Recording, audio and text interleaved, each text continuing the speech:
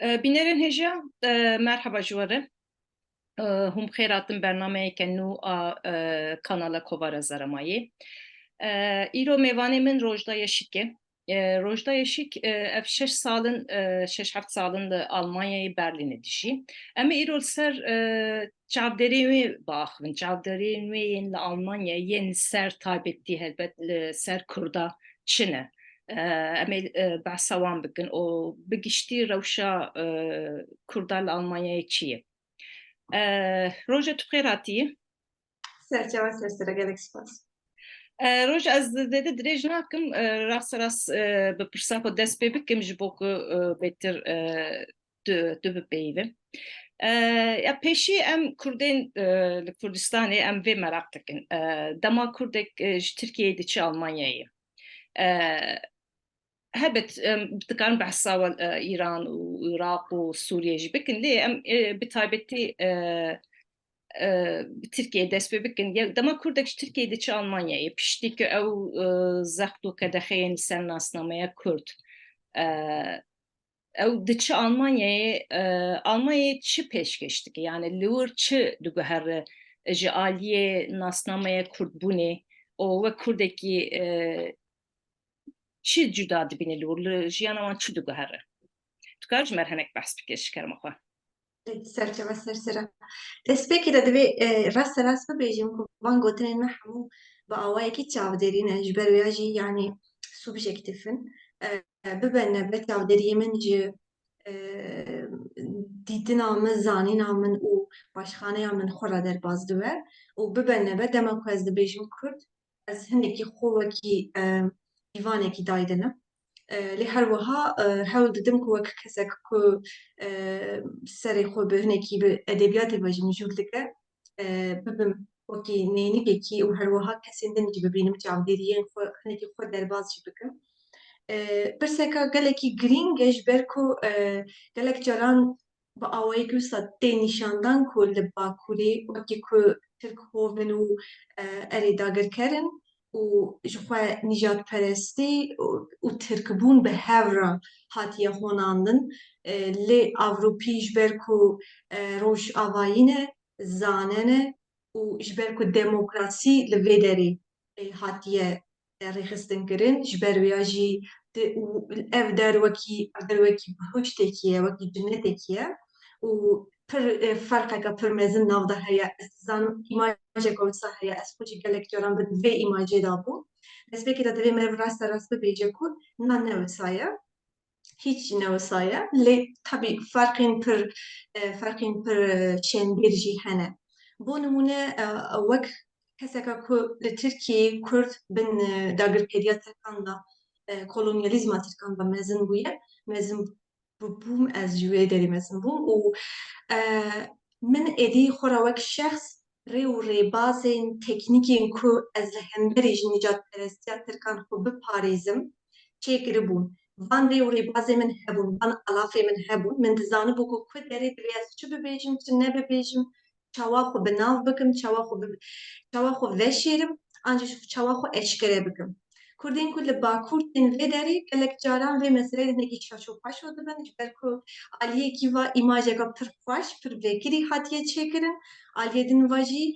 zimanekî nenas, çandeka nenas û sîstemeka nenas li hemberî te ye. Tu nizanim têyê xwe çawa pênase bikî, têyê xwe çawa li hember kesên din bi nav bikî. û gelek caran ez bêjim bêguman li gorî paşxaneya kesan diguhere. Bo nimûne min heya niha li Berlînê li Almanyayê gelek Kurd dîtin naskirin ku ji nifşa jenerasyona sêyem çarem ya Kurdan in li Kurdistanê gundekî Kurdistanê derketine hatine vê derê lê malbat li vir asîmîlê bûye bûye Tirk. Ji ber ku dema ku koç vekirine hatine vê derê Almanan Kurd naz nekirine devleta Kurdan tune ye hemû van kesan re gotine ku Gastarbeiter hemû van kesan re gotine ku karkerên mêvan û Tirk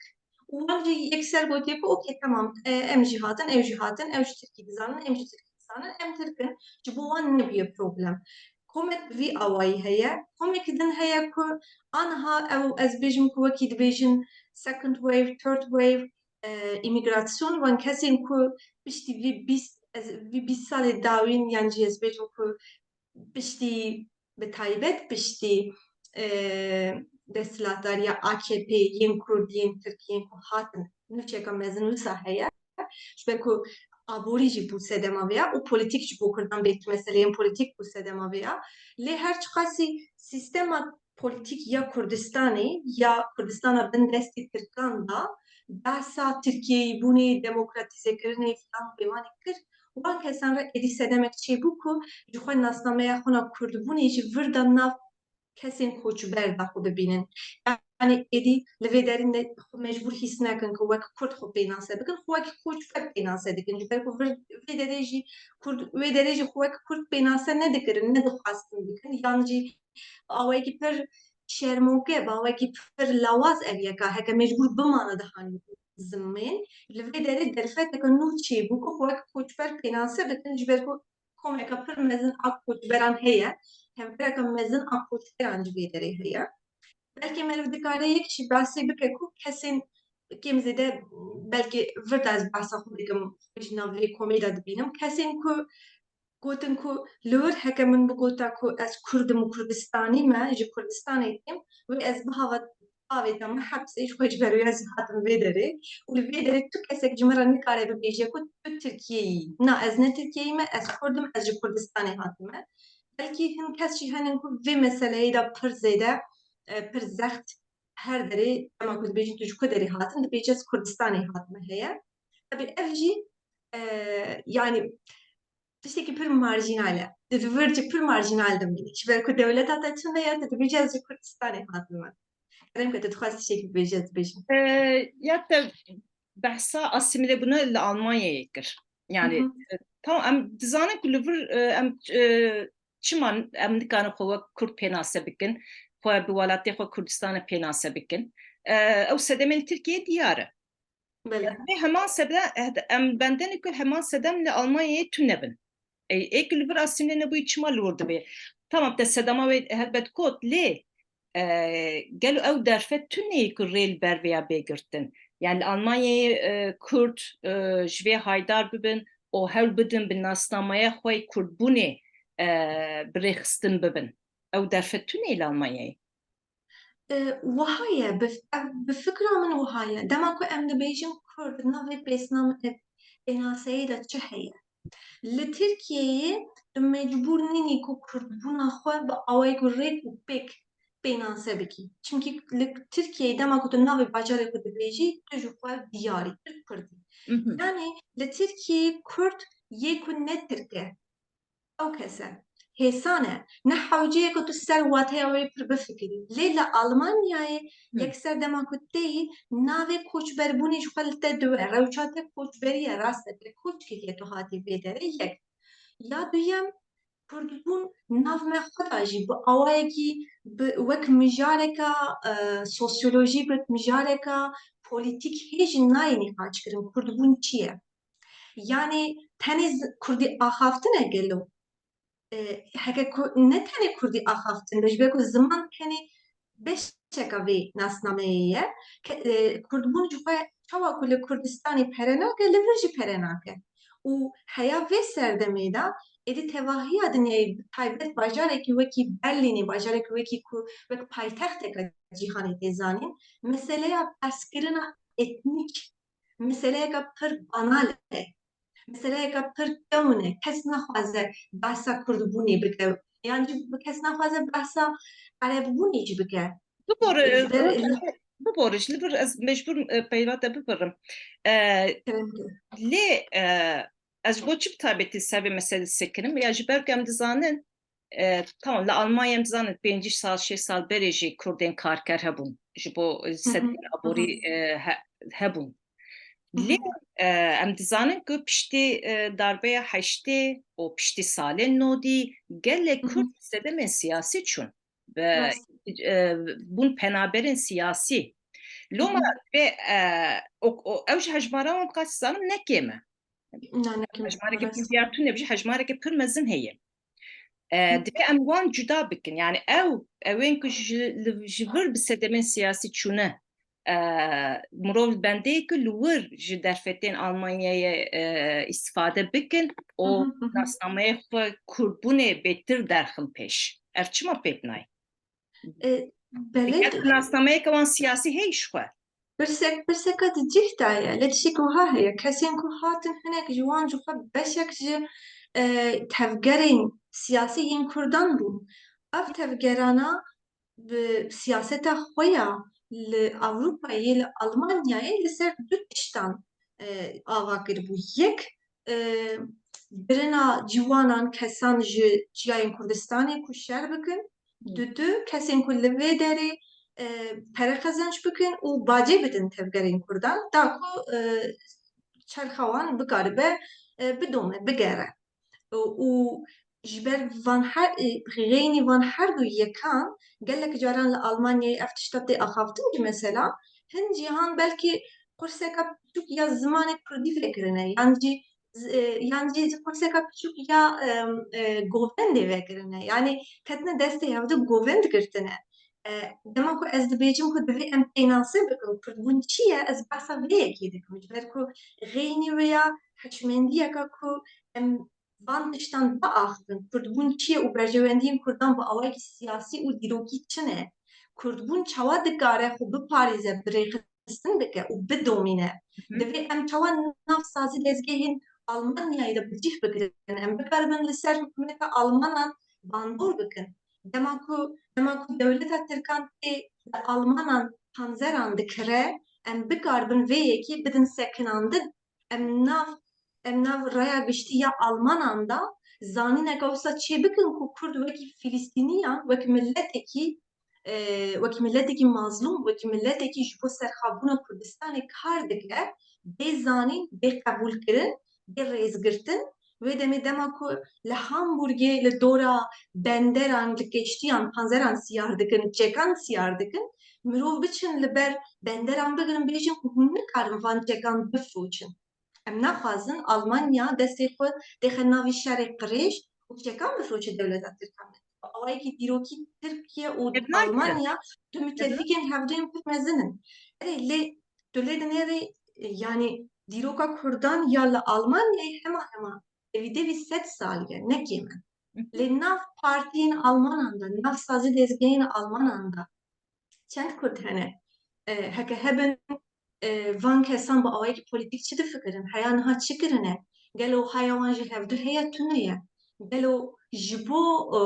bi hişê xwe bi hişê xwînê Kurdbûnê Kurdiyatiyê difikirin yan bi hişê serokekî partiyekî tevgerekî hero du salan carekî fikra xwe diguherînin ji bo Kurdan dixebitin yan ji bo guhertina klîmayê ji bo guhertina nizam cîhanê kar dikin vana micarên pir girîng in û dema ku ez dibêjim vê meseleyê da ez dizanim karê te jî gelek li ser şoreşa û pêvajoya cihûyan ya ku çawa dewleta xwe ava kirin ser vêya dixewite lê ez dibêjim Kurd gelek tişt hene ku Filîstîniyan jî fêr bibin bo nimûne milletekî ku herî zêde vê derê birêxistintirî ye herkes dizane herkes bi wan re rêz digire heftê carekî du cara ji bo Filîstîna azad dikarin çalakiyên xwe bikin Filîstînî ne ku ciyekî zehmettirîn e ku li Almanya vê yekê bikaribin bikin ji ber ku ji ber genosîdê ji xwe Alman ditirsin piştgiriyê bidin tiştekî dijî İsraîlê naxwazin ew qas eşkere bikin ji ber ku ew jî dixwazin xwe nîşan bidin ku ew ji qasî demokratin lê dîsa jî destê wan pir dirêj e pir xurt in Belê roja ev ez fam dikim yani ev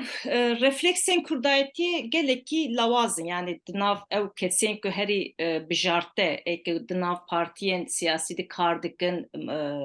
yani dibe bi salan nav siyasetê de çalakin jî di nav wan de jî ev refleksa lawaz yani de Filîstiyan jî da berhev tam çima nabe yani çima wek Filîstîniya ew lobiyeke me Kurda jî çê nabe ew gava din te mînakta çima rê li ber ew çekên ku tên ji Almanya tên Tirkiyeyê nikan rê li ber wan bigirin ew tenê mînakeke yani çima çalak nabin ya bi rastî yani ew çavdêriyeka pir sosyolojik û pir gelemperî ye. Ez dibînim ku di Kurdan da hêv di destpêkê de meseleya pêvajoya neteweyî tewa nebiye, çê nebiye. Hişmendiyeka neteweyî tune ye yan jî pir qelis e. û kes meseleya polîtîkê ji xwe hemû cîhanê êdî wisa sayê ji ber ku rewşa me cuda ye divê nav me de wisa hene meseleya nav siyasetbûnê de wekî tiştekî karîyer dibînin û tu hekek wek karîyer bibînî tu ne îdealîst bilê tu karîyerîst bî ji bo karîyerê xwe têkevî nav van karana yek li Almanyayê koma herî mezin ya penabera Tirk in nav partî hemû sazî dezgehên çepger da yên ku Kurd herî zêde dikarin ku piştgiriyê jî bistînin ji xwe Tirk henin Tirk wirda pir baş sazî ne û partiyên çepger tu carî nikarin bi awayekî eşkere piştgiriyê dîrekt bidin ku kesên ku behsa Kurdistanê dikin Kurdistana azad dikin Hı hı. ancak dikarin hêsanî ku dikin hêsanî kesên ku tenê dibêjin ku em û Tirk çûkan birayê hevdin e em dijberiya Erdogan dikin em dijberiya dewleta Tirkan nakin heke ku Erdogan biçe çûka rewşa me ya baş be em berê jî birayê hev dibin dikarin hêsantir kariyerê ku pêş bibixin û her wiha li vê derê her çi qasî bi milyonan êdî Kurd hebin jî sawa ku li Kurdistanê ev Kurdana bi awayekî dîrokî bi awayekî zarokên xwe malbatên xwe di nav partiya siyasî ya Kurdan ya mezintirîn de wirin da kirine hatine kuştin dilê wan pir şewitî ye bi awayekî hestiyarî ji xwe dibêjin ku temam vana yên me ne em piştgirî didin û bi wan lê nabêjin ku gelo yên me li ser navê me çi dixwazin çi dikin yan jî divê em berpirsyariyê hildin divê em yên me biguherînin ji ber ku xuyaya ku yên me êdî xwe ji bîr kirine Ya qasım fan kir rojda yani ev hişmendiya li vir çi bi demek li xuyayla Almanya zêde naguhere. Ev no no kurmaş dikarin veya bêjin. Yani li vir siyaseta Kurda li vir çi bi li Almanyayê ji bi heman awayî didome. mixabin gelemperî wiha ye bele Naguhere. Yani tamam rewş ev e lê biyate dîsa jî tiştê divê dikare bêkirin tunê gelo yani Kurd o tabii Kurd tenê ji bakur jî tune ji Rojhilat jî hene başûr jî hene Rojava jî hene hatta belki ji Kurdên Qafqasyayê jî hene yani ev derfet tek tunê ku ev Kurdên her çar pênc perçeyan bi tenê bi refleksên Kurdbûnê werin bahev birêxistin bibin û bi hev re bixebitin. Ew derfet tunê ye. An heyî bikarnînin gelo.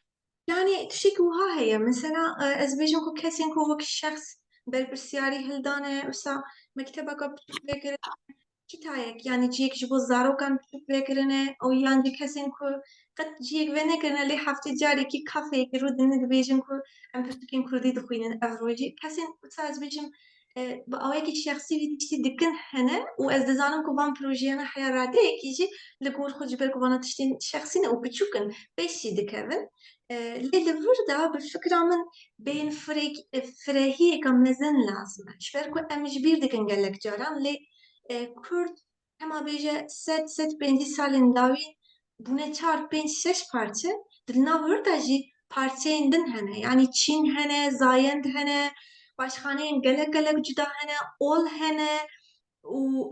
li gor vana nav xwe de gelek parçe bûne û gava ku tên vê derê gelek caran bi awayekî pir travmatîk tên yani pir travmatîze dibin ji xwe ji ber wê sedemê tên rêda travmatîze dibin li vir travmatîze dibe û ji bo ku tu Kurdbûnê gelek caran dixwazin vî barê Kurdbûnê li ser tişta xwe bavêjin xwe ji bîr bikin û bibin tiştekî nû bi nasnameyeka nû ve xwe cardin ji nû ve saz bikin ji nû ve ji dayîka xwe biwelidin bên vê cîhanê gelek caran vê tiştî dixwazin ji bo ku em bikarbin vê tiştî bikin divê ku bênfirehiyeka mezin zanîneka mezin heya heke ku tu ji min bipirsî ne partiyeka siyasî komek derûnenasên Kurd psîkologên Kurd komek pedagogên Kurd komek folklornasên Kurd vana bi hevra dikarin belkî saziyan dezgehan amade bikin ava bikin ji bo mirovan ku ew kesan dema ku hatin wê derê di gel hemû aliyên xwe yên birîndar xwe aîdî wê derê hîs bikin Ya ku bikaribin bêjin ku erê nasnameya min a Kurd birîndar e, erê bi rastî heya niha hemû tiştên negatif yên nebaş yên neyînî yên hatine serê min ez bi awayekî girêdayî nasnameya xwe ya Kurd jî dibînim lê dîsa jî ez ne tenê me li vir hemû kesên din yên wekî min in û em bi hevra hevdû pak dikin hevra pak dibin hevra birinên xwe derman dikin vê ev hişmendiya hebe serî da destpêkê da ji bo ku em bikaribin pênaseyeka nû ji bo Kurdbûnê ji nav xwe de amade bikin ava bikin yek ya duyem jî belkî bi awayekî polîtîk bi girêdayî vê yekê heke ku li wir da rastî jî rayeka giştî bibêje ku erê çawa mirov ra mal lazim e, millet ra jî dewlet lazim e, millet ra jî nasname lazim e û ji bo vê yekê jî divê em bikaribin ser siyaseta vê derê bandor bikin û bi vî awayî tu dikarî zarokên civaka xwe zarokên cemaeta xwe yên zane yên baxil yên ku dixwazin bi awayekî baştir çêtir cudatir perwerde bikî û bi taybet van zarokan a bişînî navsazî dezgehên dewletê bi taybet li wir lobî bikî bi taybet dema ku hunermendê te li vê derê bû nimûne li Berlîn ji bo hemû hunermendên derdorê cîhanê navendek e û her hefte hema bêje ku çar pênc çalakiyên hunermendan heye gelek caran ez dibînim navên Kurd jî nav da hene 2 salên 3 salên pêşîn dema ku ez hatibûm ez gelek caran diçûm jî piştî demekî bû min êdî hewce nake ku ez herim ez zanim yê behsa çi bikin ez zanim yê bînin çîrokeka dîrokiya mezin yên bînin êşa min karîkatûze bikin bo ku fonekî ji dewleta Alman bigirin yê bi birîna min bilîzin ji ber ku ew jî nizanin Kurdbûn çi ye naxwazin bizanin jî dixwazin fonan bigirin dixwazin xwe çê bikin dixwazin kariyerê xwe ava bikin û birîna min ji bo kariyerê xwe bikartînin û ez wekî şexs hîrs dibim ez kêfxweş nabim li wir nivîsandina navekî Kurdî yan navekî ez dizanim ku ew kesa Kurd e têr nake ku li vê derê bîne lobiyekî ji bo Kurdbûnê ava bike çê bike belkî ew wek hunermend wekî berpirsyariya xwe jî nebîne lê dema ku çîroka min êşa min bikartîne divê mafê min hebe ku ez bêjim ku tu nikarî çîroka min xwe bikaribînî tu nikarî êşa min ve bilîzî tu nikarî ser navê min ji xwe re fonan bi dest bixî ta ku navê min nasnameya min birîna min ji bo projeyeka siyasî ye ku ez piştgiriyayê nakim bikarbînî lê bo ku em bikaribin vî dengî bilind bikin vêya bikin divê em sazî bin divê em destgeh bin divê em bi hev re bixebitin lê divê ev fikira nav Kurdan da bi awayekî baş bê rêxistinkirin heman demê de. Pir spas dikim Rojda. Pirsek din jî tabii tekiliyê nav cemaata Kurda bi xwe çawa ye. An pirsekê navxweyî çi ne yani Almanya dewleta Almanya dîn aliye ki Kurd bi hev re çawa dijîn tekiliyê wan bi hev re çawa ye gelo çavderiyê ne divê warî de ev çavderiya min e na erê çavderiya min e wiha ye yanî ez ji ber ku min mawastiyê zimanê Kurdî kir û min wergeriya Kurdî kir vê derê û ez gelek çûm sazî dezgehên Almanan û min lê nihêrî ama gelek tekiliyên te hene çêbûn belê niha ez karêxîna dixebitim nekî kêmtir û lê dîsa jî wisa ye bêku min yani wek me gotî 100 sal navra 120 sal navra derbas bêku em bi hev re hîç nejiyane em bin bandorên gelek cuda cuda damane dema ku ez diçim wek wergêr û ez dibînim kesek ji rojhilatê hatiye bêku man destpêkê de û dixwaze bizan be bi rastî ez Kurdim ne Kurdim ez dixwazim bizanibim bi rastî jî ew dema wiha dibêje mabesta wê çi ye ji ber ku em hevdû nikarin naz bikin êdî Tirkiye me dîsa jî ew germahiyeka tu jî Kurdî ew germahiya heye ez her tim dibêjim refleksên Kurdan yê milletê Kurd gelek ji yê tevgerên ser navê Kurdan kar dikin çêtir e pêştetir e Kurdan meseleya Kurdana netewbûnê bi rastî jî gelek pêşve çûye çareser biye hema ya ku vêya baş vedixin siyaseta Kurdan xwe ye bi rastî jî yani vir da ev problema erê problem hene yê her hebin nav du kesan de jî problem henin bo nimûne mekteba ku min lê dibistana ku ez lê dixebitim wek mamosteya Kurdî çar parçeyê heya bêje carna 5 parçeyên Kurdistanê Kurd این دچن ام هیچ جار جارنا جوینین خودکن مامۆستای مەی سۆرانی هەیە یین کورمانجی ئەس هەمە و دوو کەسین ڕۆژاوایی هەنە هەروەها دوو کەسین باکووری هەنە لە یەک کەس لەبر هاتیە دنێ لەبر مەزن بیە و yani ez bêjim ku hemû parçeyên Kurdistanê mirov hene em bi hev re carna heftê carekî carna mehê carekî civînan dikin û em vê yekê bi henekên xwe bi nav axaftinên xwe bi sohbetên xwe em dibînin em bin paşxaneyên cuda tenê em dibînin ku ew ji min ferq dikin hin refleksê min ku ez bakurî me ez ferq dikim ku ew rojavayî ye ev rast e lê ji ber ku sedemek heye Medîne cem hewdû em mamosteyên zimanê Kurdî ne em dil û can hewl didin ku hewdû naz bikin her wiha ev yeka wiha ye yani tu kesekî nû naz bikî tu amedî ew amedî bêjî ji bo ku hûn hevdir naz bikin demek lazim e û hinekî benfirehî lazim e lê tişek wiha Giştî. lê tişek wiha heye dîsa Kurd ciyên ku bên cem hevdû heke ku ew yani ew public space ew ciyê ku mirov nav raya giştî da nav civakê da nav wê qada meydana civakî da tên cem hevdû diguherîne vê têkiliyê bo nimûne êdî mixabin çawa ku li Bakurê Kurdbûn heye yek jî HDP'lîbûn heye yani ji nizamçılîbûn heye bana li vir jî heye yani Nasnameyê Partiyê Rêxistinê. nasnameyên Partiyê Rêxistinê gelek caran pêşiya nasnameya Kurdbûnê dikeve yani tu di nêrî mesela çalakiyek heye aha tu dibêjî temam ev çalakiya ya Kurdan ez diçim wê derê lê tu wek Kurd xwe li wir nabînî tu lê dibînî ku ew dera tenê qada partiyekî ye işte direkt dipirsin tu kîjan endamî tu çima li virî heke ku ne li endama wan bî ji xwe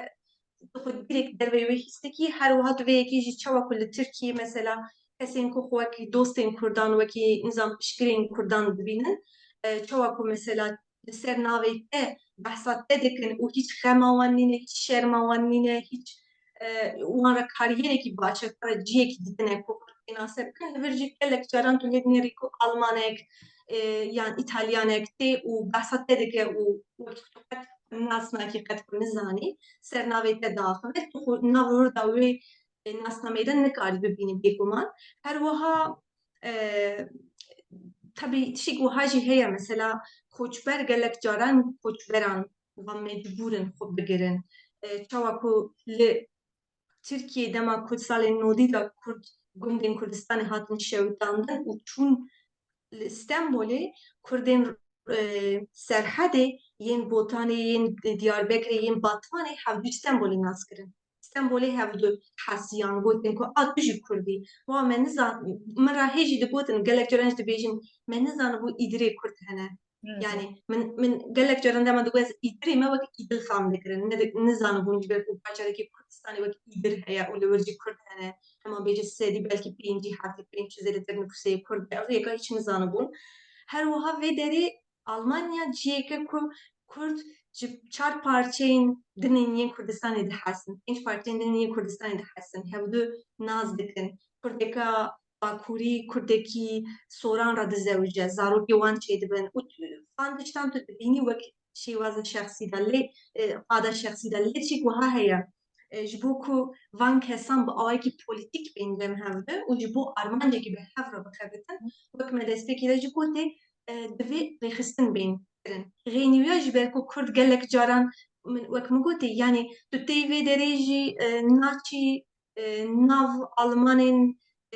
ez bêjim herî dewlemend herî xwende herî nizamçı da ji xwe re malekî xaniyekî karekî nabînî tu wek koçber tê tu diçî li qeraxê bajarekî ji xwe re odeyekî dibînî cinarê te Arab e Tirk e Kurd e Afrikî ye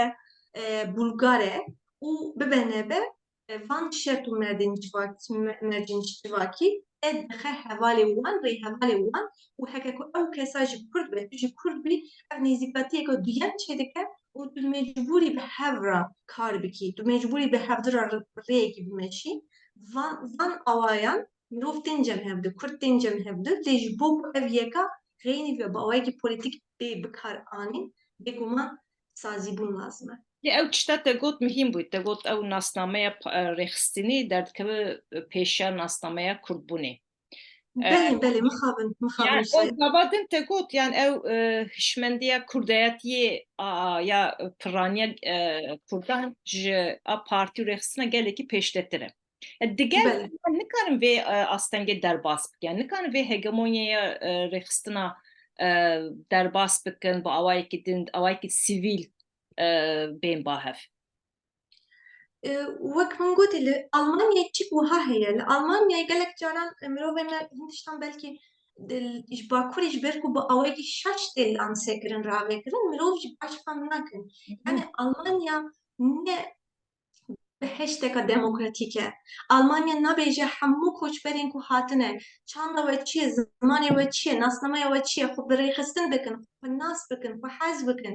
ji bo berjewendiyên xwe bixebitin Almanya dibêje ku xwedê xerak e hûn hatin hûn karîbûn ku hatin em ji mecbûr man ku we hildin madem ku hûn hatin entegre bibin û hemû karên ku çi şexsî çi civakî Almanya piştgiriyê dide biyaniyan ser entegrasyonê ye hemû kesên ku li Kurdistanê mamoste ne akademîsyenin nizam nivîskarin hemû kesên ku hatine vê derê karên entegrasyonê de dixebitin Ama Rênê viya ji Rojda ev ji heye yani emil ben de devlete Almanya'ya bin Almanya bejri rexistin bibin hun kine Çin'e mafya Paris'in yani tu devlet veya jmera nakışwa li disa rast e ev xas edi diroke ke tego set sadi heye naha yani bijartên Kurd jî hene aqilmendê wan ve hebe sermaye wan jî hebe divê bi awayekî aqlekî Kurd, aqlekî kolektif edilûr çê bûbe. Yani ew zorê bir di şerta tu nebijî ew derfet nebijî belkî derfeta divê biafirînin. Tu rast dibêjî lê Feriye vir de problem ev e tu wekî yani ez bêjim ku wekî subjekt kî hildidî kî ye lêkere yani kî ye bike yani ji ber ku bo nimûne gelek caran hevalên min ên ku ji nifşa şêst heşt hefteyan li vir yên ku hene wan re ev min cara axaftiye min re gotine ku ya tu dizanî rojda berê nifşa yekem ya duyem yê Tirkan yên li derê gelek demokrat bûn gelek ji wan çûn serê çiyê gelek ji wan nav dema ku me telakî dikirin ji bo Kurdistanê digotin bele ya devleta Tirkan çima wisa kiriye yani bira Kurd nekuştana bira devleta wan jî hebûna gelek caran kesên wisa hebû dibêjin lê aniha vê derê bo nimûne yani bi taybet piştî hikûmeta Erdogan ser mizgeftan camiyan ra ew dîtlîk yani jê dibêjin saziya wan heye komeleya wan heye hem hemû bajarên Almanyayê xwe bi awayekî ew qasî çalak bi rêxistin kirine ku ez bêjim ew Tirkbûna hinekî konservatîv hinekî misilman hinekî Tirk ew yeka her derê bi awayekî baş bi rêxistin kirine yani tu dibistanan bibînî heya ku ez bêjim ku kursên ku şaredarî didin heya ku partiyên siyasî heya ku ez bêjim ku hemû wezeretxaneyên Almanan da her deran da kesên ku fikriyata Tirkiyeyî bûnê diparêzin hene ev yeka kirin lê ji bo Kurdan dema ku tu dibêjî gelo ev nayê kirin okey em mecbûrin vegerin ser kesên ku ser navê Kurdistanê siyasetê didomînin gelo armanceka wan a bi vî rengî heye tune ye Okay. wek min pêşî jî gote ya ku min ditiye yek mirovan kom bikin bibin serê çiyê êdî ew ji pir zêde nabe belkî ew jî naxwazin nizanim bi du pera kom bikin yani mirov û pere xênî wiya ji ber wiya jî malbatên Kurd yên ku ez li vê derê nas dikim yên ku nav civakê de na rû bi rû em bi hev daxibin nav civakê de hemû piştgirên partiya siyasî ya Kurdan in li dema ku tu rû bi rû diaxivî hemû dibêjin ku em êdî naxwazin em êdî naxwazin tev li vê yekê bibin ji ber ku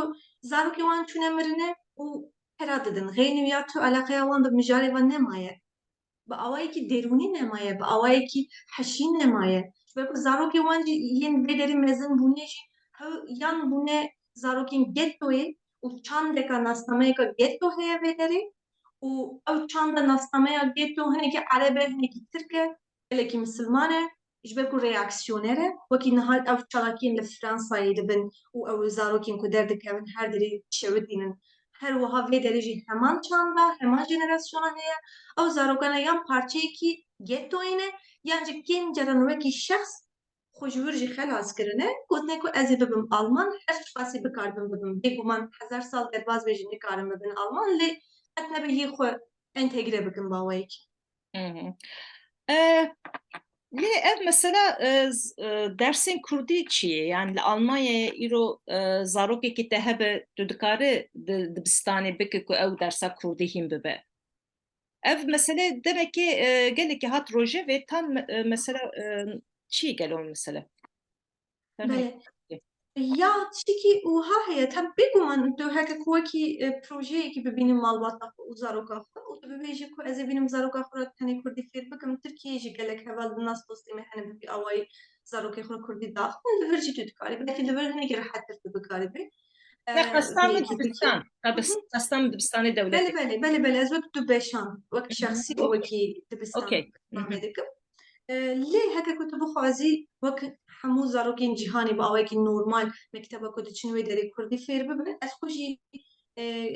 yani tev li gelek civînên firengî bûm di vê derê ji ber komîteyeka mamosteyên Kurdî li ser 11 heke şaşîn bim 11 saziyên Kurdan dabûn saziyeka Kurdan. Ew jî yani wiha Senatoya Berlînê ya perwerdeyê gotibû ku em dewleta we tune ye, wezareta we ya perwerdeyê jî tune ye. Her car kesek nûtê saziyeka nûtê behsa tiştekî dike, serê me tev li hev dibe em naxwe em nizanin em kî ra micûl bibin. Ji ber wêya jî nav xwe da yekî hilbijêrin bibêjin ku kî ra em biaxivin em ê ji wî kesî re yani wê saziyê re Problema biaxivin. muhatapeye. Bele problema muhatabê aynı wîsan paşê komeleyek nav xwe da civîn kirin yani ew heya radneyekî hema ez bêjim ew proseya hinekî wisa demokratîk jî bû ji ber ku hemû saz û dezgehên Kurdan yek bi nûner hatin hev li wan civînan bûn. Lê ew civînan bawayekî heke şaş nebim helbesteka Bertolt Brecht bû bi gotê em civîneke dawîn bikin da ku hemû civînan rabikin iptal bikin. Yani nizanim ez carna dibêjim gelo bi rêya civînan hewildayîn ku bêhname û şewqama bişkirin dilek nizanim Wisa bû. Wisa xera bû. bifikirim yani civînên bêdawî me kirin nav xwe da ne bi senatoyê ra me civînên bêdawî kirin. Ey. Erê dawî senatoyê gotê ku temam gotê ji xwe ew mafa heye ku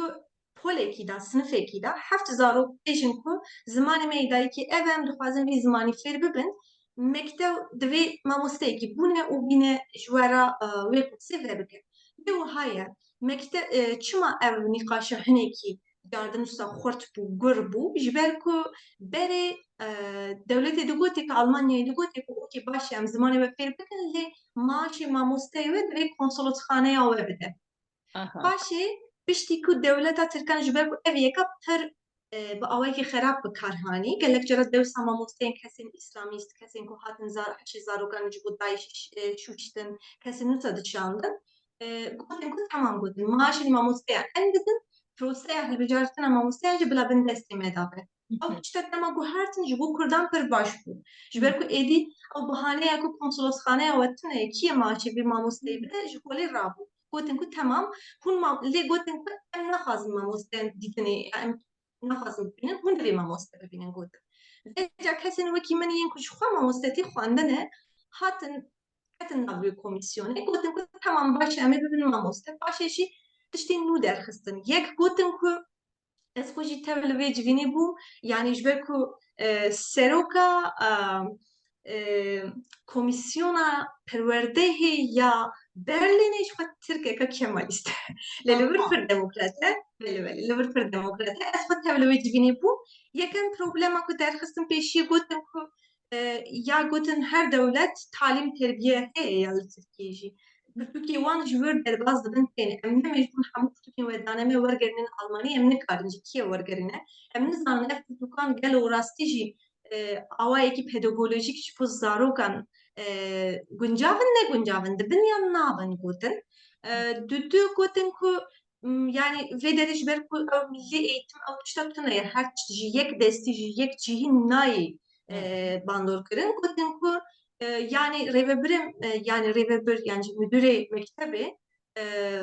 hinekî dikare ser vê mijarê bandor bike. Bu numune dikare bêje ku mamoste tune ye ez naxwazim em nabe falan û bê van dikare problemê wisa derxe gotin.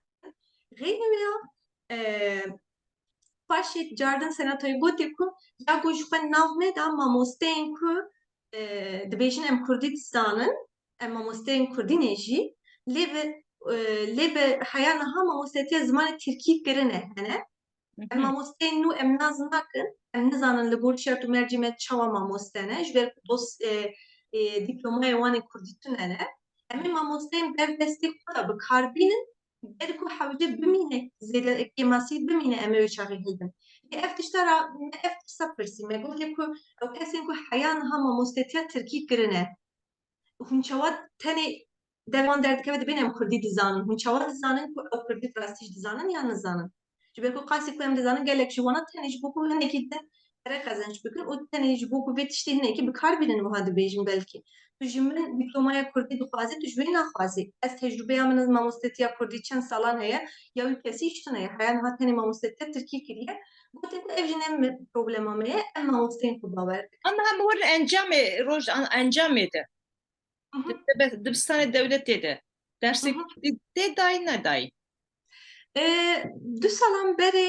du yan sê mekteban dihat danîn, nizanim belkî hîj berdevam dike bi rastî. Lê ev tişta çawa ye ferqî yan dema ku dibêjin dersên Kurdî tên dayîn ne wekî dersekî nav dibistanê xwe da ezmûna wê hebe, zarok pê fêr bibe. Çê kusan na. Piştî ku ders xelaz dibin, wekî piştî dersan xwe kurs henin. Dans heye, müzik heye, tenîs heye, şax heye, santraç heye. Kurdî jî wekî aktivîte berê Kurdî jî 2 saetan heftê carekî 2 saetan ew jî çavdêriya min yani bi rastî ez bi gel mamosteyekî rojavayî Kurdî kurmancî gelek caran carna ez diçûm carna ez diçûm em bi hev re dixebitin. Çavdêriya min ew bû ku ji bo zarokan malbatê wan bi zorî dişandin lê ji bo zarokan bi rastî ne ew qas baş bû. Ji ber ku zarok çiqa 8 saetan pir dixwazin. Yani ew zarok dixwaze piştî mektebê wek zarokên din biçe dans bike. Dixwaze biçe mûzîkê bike lê tu bi zorî dişînî kursa zimên. Yani ji bo ku bi rastî jî ev yeka wekî bi awayekî rêk û pêk bê kirin û kêr bê divê wekî ders normal nav saetên dersan da bi awayekî ciddî pê fêr kirin. Na ev tişta nayê kirin. Tirkî çawayî ya Tirkî wek ders tê dayîn. Tirkî jî her wiha ye ew jî 2 saetan hefteyê lê ji bo Tirkan yani mesela li vê derê nêzîkî mala min xwe jî mekteba Azîz Nesîn heye. Nave mektebê xwe Azîz Nesîn e yani. Lê mekteba yani Almanan e ne. Gelek gelek mamosteyê wan Tirk in, nav xwe da ji xwe Tirkî diaxivin. Yani ez bêjim cinarê min vê derê yên hemû yên Tirk çend nifç sê çar nifç vê derê bin jî erê aksaneka wan a Almanî heye lê dîsa jî zimanê xwe nav xwe da diaxivin jî gelek caran û gelek zêde kîta yani baxçeyê zarokan yên Tirkî hene. Xwe zarokên xwe dişînin wê derê zarok ji xwe wê derê ew bêjim bi Tirkî mezin dibe. Bahçe zarokan Kurdî tune ye. Yên Kurdî jî hene, yên Kurdî jî ez texmîn dikim niha Berlînê hejmera wan 2 bû aniha bû 3 saziyeka Kurdan navê Yekmal heye wan vedikin û qasî dizanim ku heya rêjeyekî jî serkevtîne belê. Okey. Lê ez dixwazim biborînim gotina te berî ez dixwazim derheq ew teşekkür bêjim hate bîra min. Erê dema ku van nîqaşan de hatin kirin gelek balam kişan cardin ya çapemeniya Kurdan çi qasî mijaran hiç li kolîn nake, hiç li ser nasekine, hiç rastî jî nafikire em çi dinivîsin, em rast dibêjin yan şaş dinivîsin. Vê demê ser çapemeniyê gelek yani ez bêjim ku êdî rojnameyên pir mezin yên Kurdan tunenin, televizyonên ser navê Kurdan kar dikin tunenin, yên partiyan henin, yên serokan henin. Lê yani tu xeberekî dikî nûçeyekî dikî qet ne bi hinekî lêkolîn dike tu çi dibêjî. Hemû nûçe ji devê hevdû revandin dibêjin aliyî me. Yani ji hevdû fêrbûne. Erê dibêjin ku li Almanyayê dersên Kurdî dest pê kirin. Yek Almanya Almanya herem hereme. Yani Almanyayê her heremek li gor xwe lê û rêgezê wê hene. Tiştekî îsa ez bêjim ku dersên Kurdî bi awayekî meseleya perwerdeyê ji yek navendê nayê biryar kireyî. Du dersên Kurdî dest pê kirin na ji xwe ev dersana ji berê we hebûn. Tenê ew meseleya ku maaşê mamosteyek konsolosxaneyê bide yan devletê bide ew guher ji ber ya jî ji bo Kurdan derfetek derket û Kurdan hinekî din ser sekinîn. Sisê bi awayekî wisa lanse kirin ku ya gelek kesan ji min pirsîn wisa roj de em dixwazin bên Almanyayê ji bo mamostetiya Kurdî bikim falan. Çima ez vêya ravê dikim Ferhiye? Ji ber du sedema. Yek, çapemeni mecbur e baweriyê bide me. Yani ji xwe baweriya me ji çapemeniyê nayê vê numuneyê cardin nîşan da ku çi qasî rastî jî hiç ne xema wan e çi belav dikin. Yek, ya duyem jî meseleya Kurdî kurmancî de her tim ew çîrokeka Xwedin Nesretîn tîne ji bîra min. Dibêje gotine li nava gund de pîrek heye bila her kes bêdrokek yan hûn çawa dibêjin nizanim tiştek tijî şîr bîne û bavê ji nav bîrê da ku em bînin wî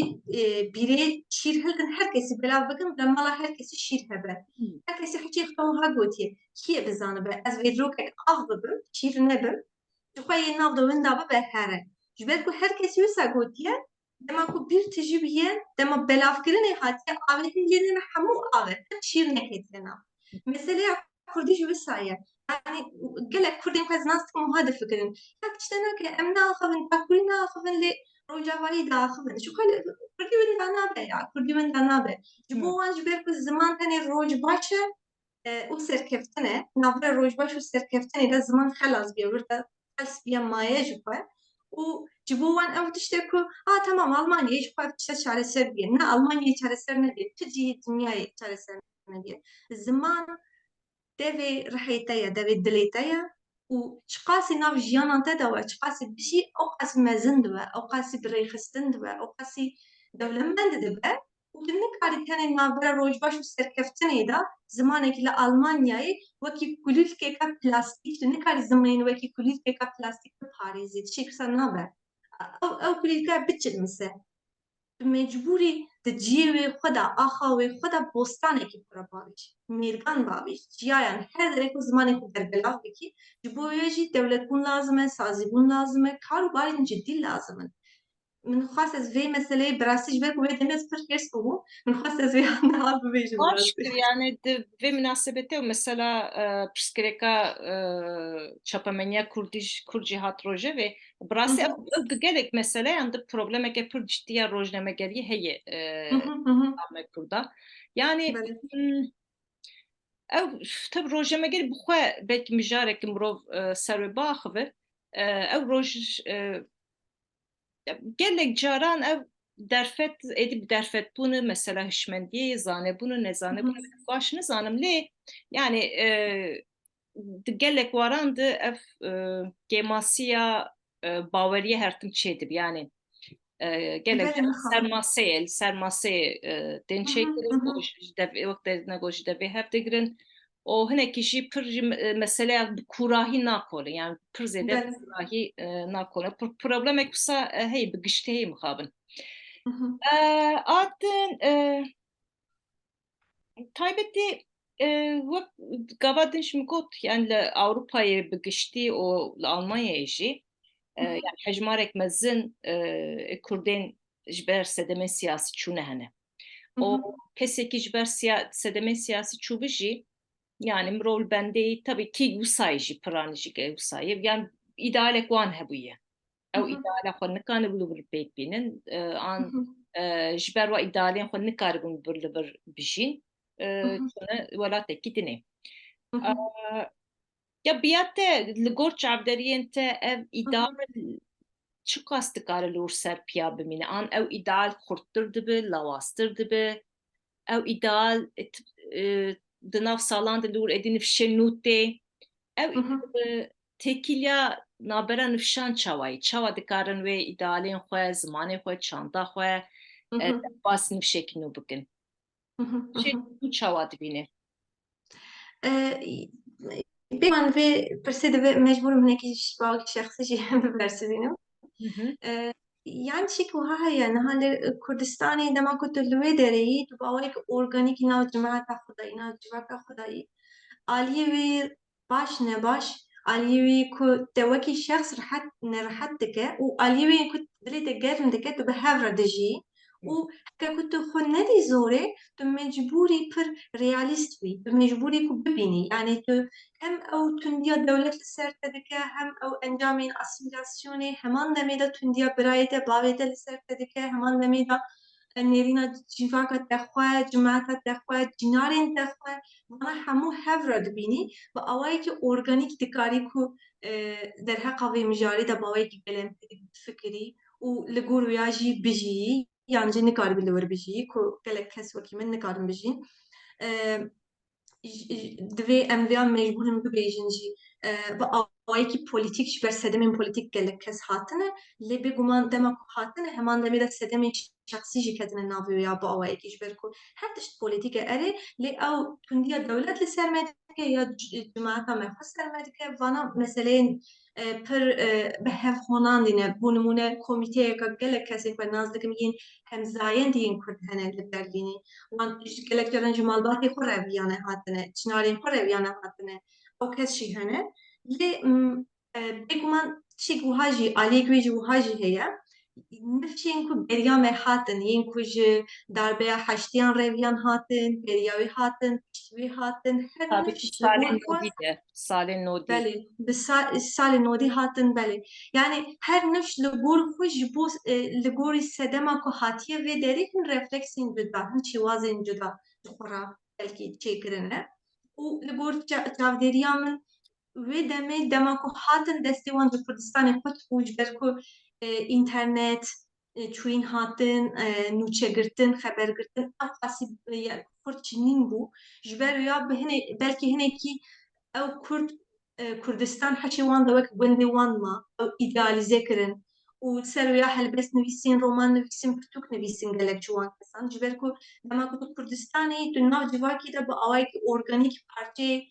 partiyeka siyasî parçeyê cemaetê xwe dema ku tu tê vê derê tu pir îzole dibî tu ji cemaetê diqetî dest te ji partiya te jî gelek caran diqete tu tê vê derê bi tena serê xwe dimînî tişta ku destê te de dimîne tenê ziman e tu tenê bala xwe didirî ser zimên tenê nivîsandinê û gelek kesan bi vî awayî carna wisa bi henekî jî em dibêjin ku kevne şoreşgerê şaîrên nû hemû bûn şaîr hemû nivîsîn hinekî bi awayekî henekî em rasteveyekê dikin lê belkî kesên wek min yên ji jenerasyona min hatine ji bo me belkî ne wiha be belkî em êdî yan jî eva hinekî jî xweşbîniyek e yani wishful thinking e ji bo min ez dixwazim wiha bawer bikim ez dixwazim ji bo xwe wiha bikim meseleyê ku erê destêm ji Kurdistanê qut bû erê ji cemaeta Kurdistanê qut bû rast bibêjim aliyê şexsî wa jî wek jinekî xweştir bû jiyana min ne hewceyê ku ez veşêrim azadtirim rehettirim gelek aliyên ez bêjim ku wisa aborî çandî civakî xwe dikarim wek parçeyekî civaka internasyonel ya Berlînê hîs bikim çunkî kesên ku heştêyan de hatin gelek caran tekane zimanê wan Kurdî û Tirkî bû bi hevraman nikarbûn têkevin nav cemaetên cuda cuda em dikarin em îngilîzî daxivin em almanî daxivin gelek ji me fransî daxivin cemaetên tekane koçber em nînin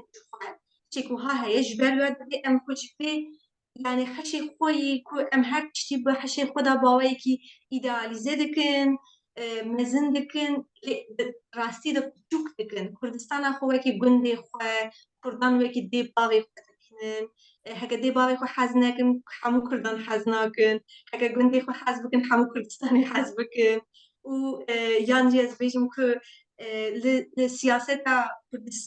Kurdan ya Bakurê aciz bin îveca hemû siyasetê aciz bin divê em xwe hinekî ji van tiştan xelas bikin em dikarin ev derfeta destê de heye em dikarin vê derê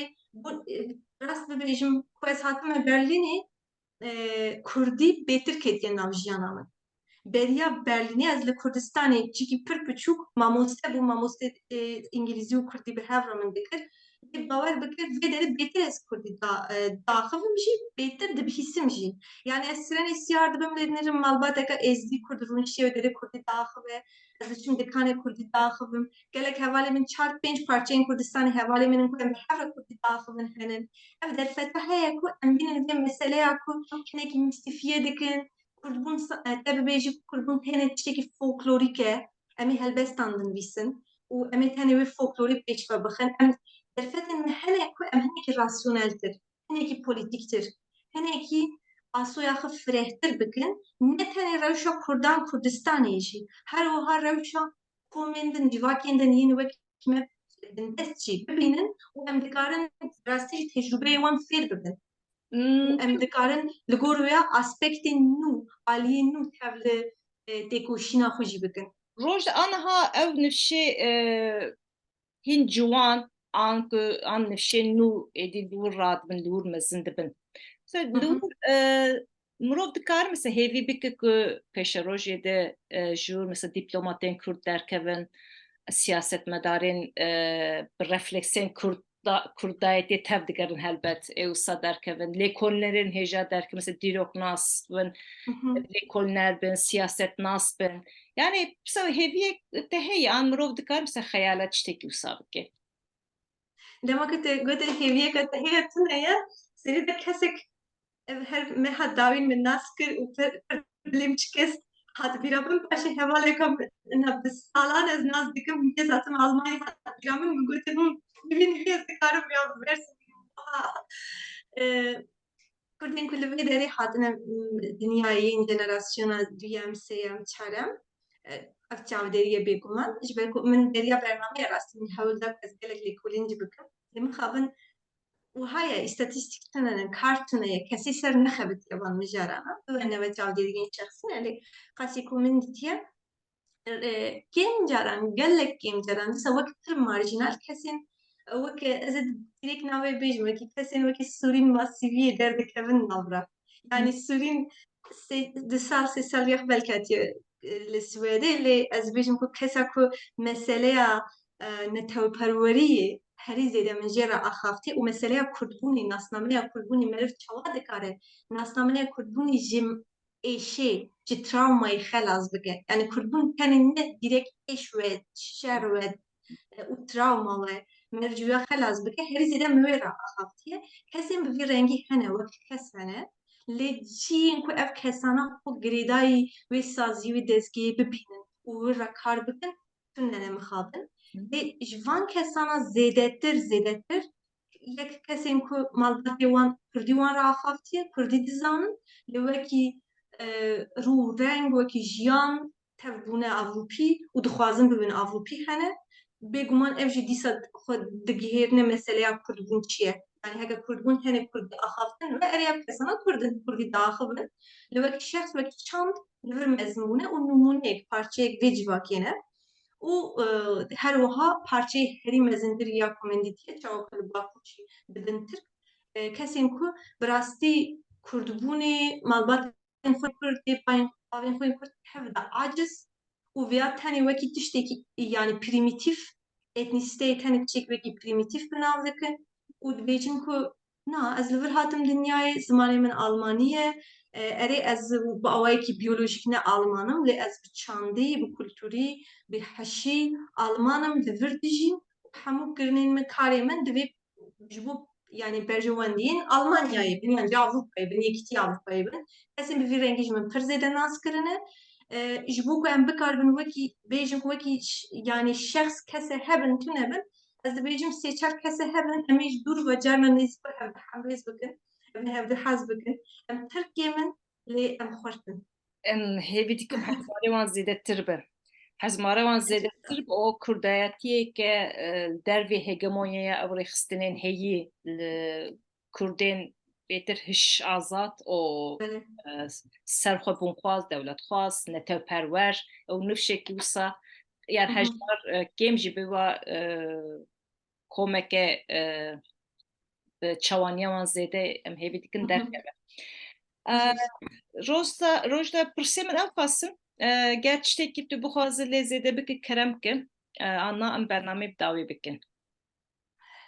هەری داوی ئەرێ هەری داوی دوێ جاردم بێژم کو ئەv بەرنامەیە hinekî me xweste bû û yanî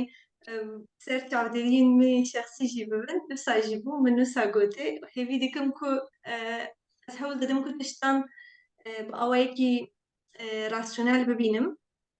Lê dema ku rewş xerab e ew rasyonelbûn navê dibe reşbînîbûn cî gelek caran kesên derdorê min dibin pir reşbînî. Ez xwe wekî reşbîn na xwe wekî rastbîn dibînim. Rewşa me mixabin ne pir baş e lê